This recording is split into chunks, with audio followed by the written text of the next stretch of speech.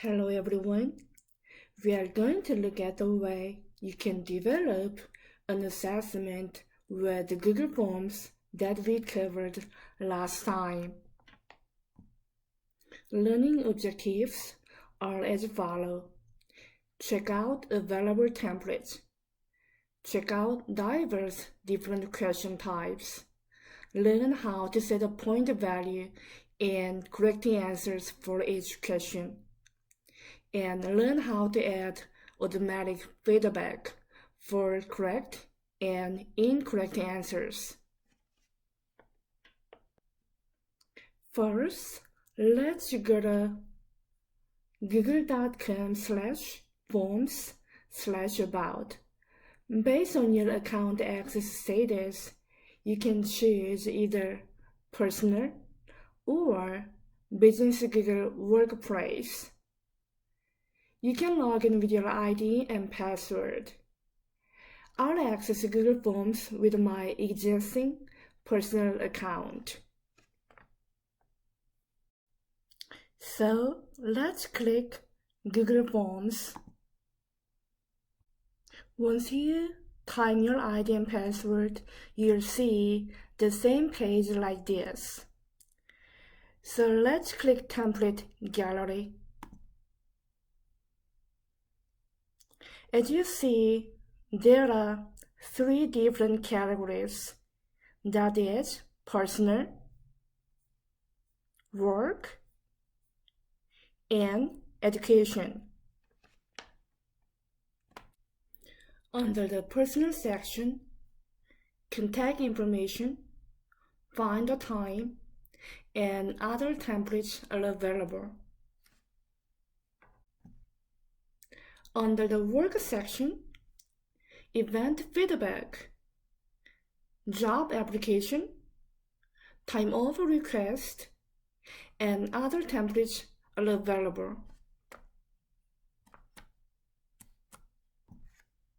Under the education section, blank quiz, exit ticket, assessment, and other templates are available. Since we will learn how to develop an assessment with Google Forms, let's click the assessment template to see how it looks like. This default form has the title, the description, and total points. Let's see what kind of different questions types are available. Short answer, paragraph, multiple choice, and much more. You can simply revise this default form into your assessment form by changing title, form description, questions, points values, and much more. In addition, you can simply duplicate the existing questions by clicking the duplicate options as informed from my previous video. I'll show you my assessment that I had developed to walk you through steps regarding how to set a point value and correct the answer for each question, and how to add feedback for correct and incorrect answers. As you're already aware, if a sentence has a complete meaning, then it is an independent clause. If not, it is a dependent clause. First, let's look at the following 2 questions.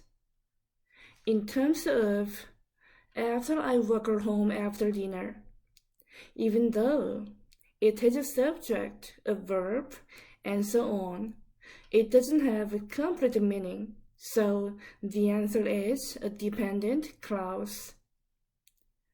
In terms of my heart starts to beat up, it has a complete meaning, so it can stand by itself.